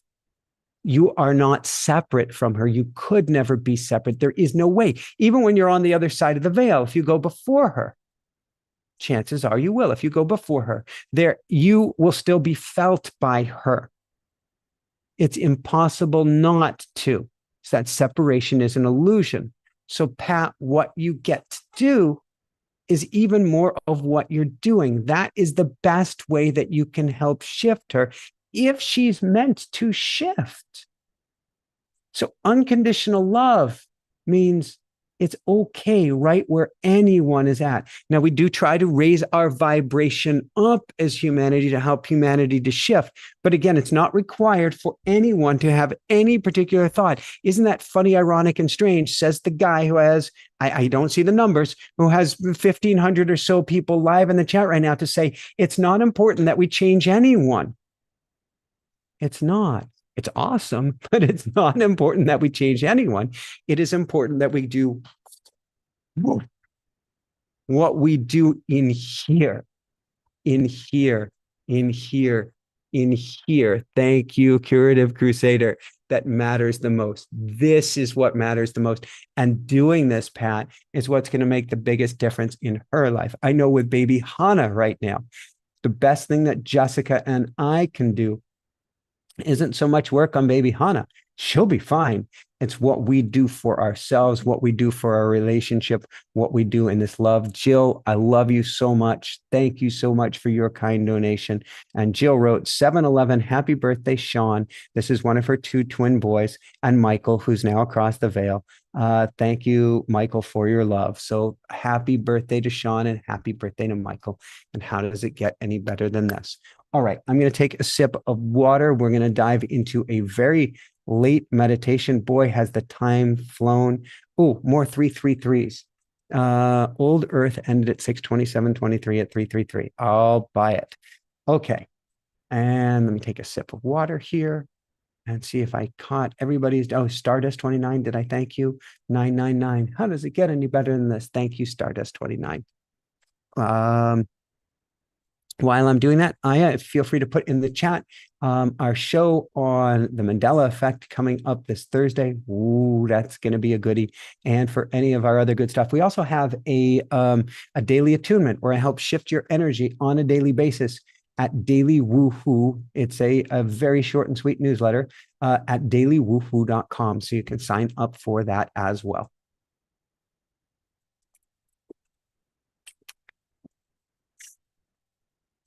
Excuse me.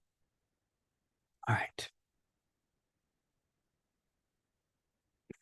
I go quiet like that and I ask, where do I get to go on a meditation with everybody here tonight? I know exactly where we're going to go. All right. What I'd like you to do, let's not have you sit up good and tall. Let's have you sit good and relaxed. I don't know if I can. If I do that, I think I go off camera here. I sit back really nice and relaxed when I do my automatic writing, but I'd like you to sit nice and relaxed. I'd like you to put your feet on the floor, maybe kick them out before you, kick your head back. I just really want you slumping and melting into your seat. And then as you slump and melt into your seat, I want you to take a nice deep breath in through the nose, down to the belly, and out through the nose. In through the nose, down to the belly, and out through the nose. In and out. One more time. In and out. Now, as we continue to breathe in and out, I want us to breathe in and out together in total coherence with everyone else that is here, past, future, and present. And the easiest way that we can do this is imagine for a moment that we are all hand in hand in a giant, giant circle. So someone attached to your right, someone attached to your left. We breathe in, we lean to the right. We breathe out, lean to the left. And in to the right, out to the left, in to the right, out to the left. Keep focusing on that breath and in and out. Now, as we continue to breathe in and out, I want you to realize, recognize, notice your chair has disappeared and instead beneath you is the most amazing carpet. Maybe it's a nice Berber carpet, something from Morocco, something from your favorite indigenous First Nation people, but it is a beautiful carpet beneath you. And yes, as you look at it, as you feel it, as you put your feet on it, as you put your hands on it, what you notice is this isn't just any carpet, but this is a magic carpet. And tonight we're going to go for a magic carpet ride. What does that mean? It means you and I are about to take flight. And suddenly you notice your carpet starts to shake just a little bit beneath you as it breaking free from gravity. And now it's floating. It's floating upwards just a few inches, then a few inches more, Then you're starting to float, levitate up higher, higher, higher in the room. You're going, oh. Don't worry, this is a perfectly safe magic carpet. In a blink of an eye, all of a sudden you're carried up past your home, up higher and higher and higher still, till you can see your whole neighborhood down below you. You pause here for a moment. You take a nice, slow, sweet, deep breath. You let it out. You notice the difference in how you feel. Do you remember how you felt before you got on the magic carpet? Do you remember any tension inside of you, or perhaps tension earlier in the day? Do you remember all of the heavy emotions that you were feeling just a few minutes or hours ago? And now as you're hovering up high above your neighborhood, do you notice how much better you feel? How much lighter you are? How much more at ease you are? Now I'd like us to go back into this ride. And what we're going to do is going to fly up a little bit higher, and a little bit higher, and a little higher still, until we're up above some of those poofy white clouds. Yes, suddenly, even if it's dark, it's suddenly daylight out. It's blue skies everywhere. There are birds flying down below. You can hear them chirp as they're flying along. Maybe you even see an albatross down below you. How does it get any better than this? But you're up flying high in the clouds. And you notice how much more at peace you are. How much more at ease you are. How much more you're existing in the stillness, even one with the stillness. And you look down, far, far, far down below you. You see your neighborhood. You see the town. You can almost see, wow, the entire state or province that you're in. This is too cool of a flight. So we don't want to just stop here, but what we're going to do is go up again some more. You're starting to get the hang of this. You can even point that carpet up and just see yourself rocket up, taking flight, flying higher and higher and higher still. Wow. You pause again. In this purple thin air. You don't worry, you can breathe well. It's as if an oxygen mask has fallen before you, but you're in a bubble of love and light on this carpet. Nothing but goodness and greatness can come to you, and you can breathe with total ease. But you look down below, and you can see your entire continent now.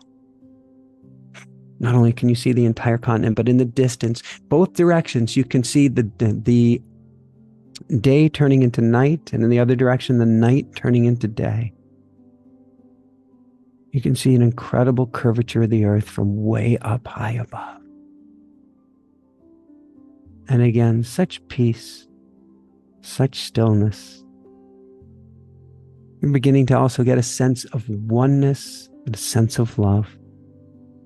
You don't even know why this sense of oneness and love is coming over you, but you can just feel it growing and going stronger and stronger and stronger still. But hey, wait, wow, this is a fun journey. Let's go up a little bit higher still and see what happens. So we point the carpet up and we take up toward the heavens, up and up and up and up and go till, oh my God. We've just broken through the stratosphere. We've just gone to the limits of Earth's atmosphere where we can see the stars. First it was one, then it was a few, then it was a giant burst until the sky isn't completely illuminated with stars. It's so bright, you really do feel like you want to wear shades just from the brightness of the starlight. And then you look back down on the earth, down from the heavens, down from the stars, and what do you see before you? One amazing, sacred, incredibly beautiful blue marble. This amazing marble called Earth. You see the clouds, you see the water, you see the continents. Heck, you may even see a newly exploding volcano. But you see this one precious blue pale dot, this blue marble we call Earth. In this space, in this sacred silence, in this liminal land between heaven and earth. You feel nothing but complete and total love for everyone down beneath you. Complete and total love. The love that one would have for a baby. The one that one would have for a child. You feel this precious, sacred love for everyone and everything down below you. It's a love that has your heart bursting at the seams, at a love that is just blasting out of you as if you were the sun, his or herself. The love that is so incredible that shines its life on everything, its light and life on everything and everyone, no matter what. And up here in the heavens, that's just what you feel like you are. You are a sun shining your light, shining your life, shining your energy on everyone and everything down below you. Now, we were asked earlier about discovering our true self. This is your true self. This is your essence. This is the sun that is within you, the sun that is of and is absolutely you. You are the sun. You are the light. You are the love. And you are the difference we need here on earth. For it is your light and your love that matters more than anything else. Doesn't matter how much money someone has, an organization has, a corporation has, an evildoer has. It doesn't matter any of that. For it's all about just one thing. And that's love. And you're feeling it, you're being it, and beaming out from the heavens, you're sharing it in spades and with everything that you've got. And now, before we bring your magic carpet back down to earth, I want you to take just a minute. Take a minute to bask in the silence. Take a minute to bask in your own glow.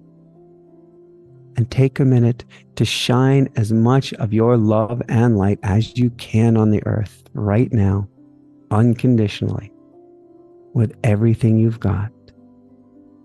And the easiest way to do this is simply breathe in light and love and send out light and love. Breathe it in and send it out. In and out. I'll be back in just a minute.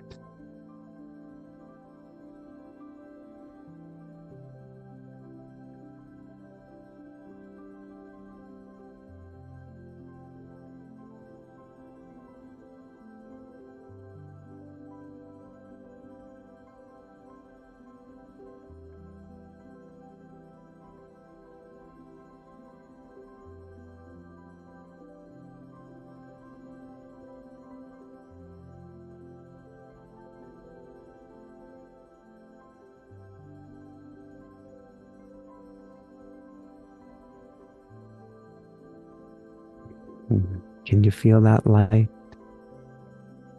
Can you feel that love? That is you. That's your true nature. And that's who and what you truly are. And guess what? You ever wondered, am I awake? Am I woke? From up here, from up high, from up right now, hovering up in space. You couldn't be more awake and aware no matter how much you tried. This is perfect. This is you. And this is exactly where you belong. The liminal space between heaven and earth, making the greatest difference in your life and the life around you, all the lives around you. Just through your energy and just by being you. You are the greatest. You are the light. You are the love. And so when you're ready, you can gently, gently, gently bring your magic carpet back down to earth. Of course, you can stay up here and zip around for as long as you like, but feel free to bring your magic carpet back down to earth. Knowing, though, you can come back here. You can rise above the noise. You can rise above the fray. You can rise above the chaos anytime you want. Or even simpler still, put your hand on your heart right now. Look down at the world below you and simply go, love, love, love, love, love. And the next time that you're feeling the woolly bully, you're feeling the out of space, the out of time, the out of body, or you're simply looking at the world and going, oh my God, put your hand on your heart. Picture yourself floating up in this liminal space, shining your light on love on the world, and go love, love, love, love, love. You can do it quietly. You can do it out loud. You can do it in the Department of Motor Vehicles. How does it get any better than this? Or in the world's greatest lines, love, love, love, love, love. You can do it as you're driving down the road. You can keep your hands on the wheel. You can do it in your mind's eye. Focus on the road. Love, love, love, love, love. You can do it whether it is relatives visiting or not so much relatives or wherever you've got to be. Love, love, love, love, love. You can do it when you turn on the news. Love, love, love, love, love. When you open a bill, love, love, love, love, love. Or any time you desire or don't desire. Love, love, love, love, love. On that note, as you bring your spacecraft, your magic carpet back down to Earth, I send you love, I send you love, I send you love. And how does it get any better than this? How does it get any better than this? Love, love, love, love, love. Woohoo! Thank you, Bhavik. And I hear a fantastic job with the graphics. Thank you, thank you, thank you, Bhavik. Thank you, Aya. Thank you, Anne. Thank you to everybody on the Dream Team. Lots and lots and lots and lots of love. And I will see you on Thursday for our next amazing show. I will see you in a School of Mystics. If you join us, I'll see you on Wednesday for that. And of course, you can get our daily woohoo to help bring that vibration up, up, up, and way up at dailywoohoo.com. Love you guys so, so, so, so much. Have an amazing evening or new day ahead. And thank you for being you. Woohoo! Thank you, Muhammad and Celestiana and Angie and Amanda and Caitlin and Mary, Michelle, and everyone here tonight, and Libra and Linda and Bonnie and Ian Amu. And I could go on and on. So just giant, giant hugs to all of you. How does it get any better than this? Love you guys. Bedtime. Are our memories being changed? The memories are definitely different than what the official records suggest. Some attempts made to change how we see the reality. Some people call them psychological effects or operations. There are people involved at high levels that definitely want to do that. Basically affect our view of the world based on how narratives are playing out in the media and by our government leaders and people we trust. Things are happening that don't seem like they are designed for the collective good, or it's starting to feel like maybe they don't really care about us. We're now in a war for our hearts and minds, and it's possible and wonderful to rise above all of that drama.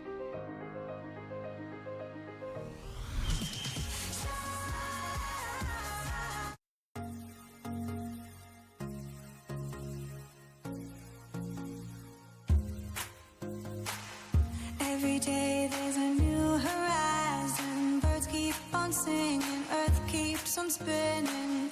Time to toss any fears they rule you. Dance to vibrations, no limitation.